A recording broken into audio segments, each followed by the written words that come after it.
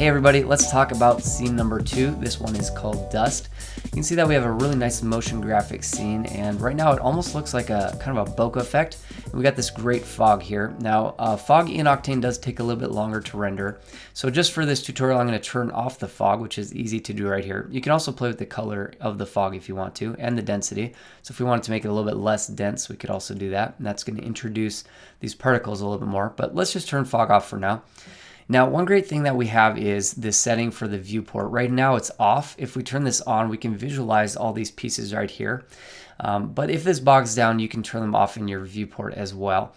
All right, so let me just zoom out here and show you what's going on.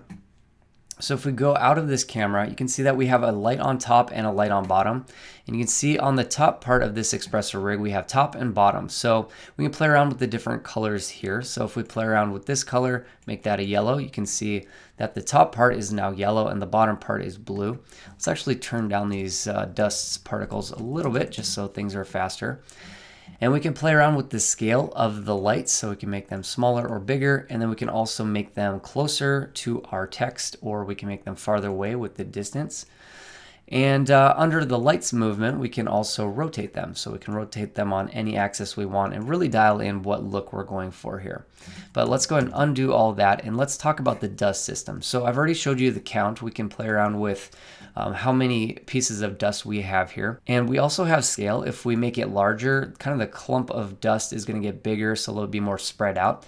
If we go smaller, it's going to get tighter and narrower, and we're going to get a lot more congestion of those little pieces of dust. You can get some really great effects. You can almost get some confetti type effects if you want to.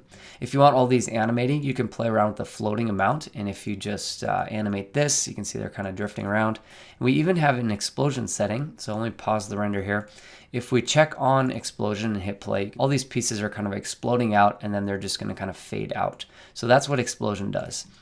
All right, we can also play with the particle scale of the actual individual pieces if we want to do that, and you can play around with the material. One last thing I'm going to mention is that focus.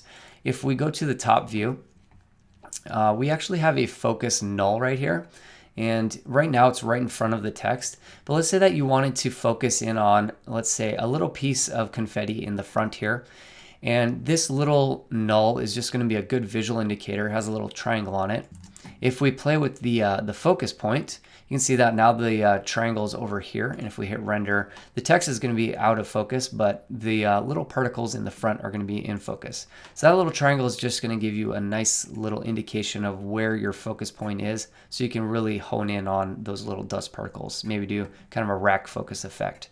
So this looks pretty terrible with these colors, but if we put it back to the way it was, it's going to look pretty nice. And if we change our focus back to 0, it'll focus in on that text, and we can turn that fog on as well. So this is a really fun rig to add a lot of floating pieces to your scene and get some really nice depth of field and that bokeh effect.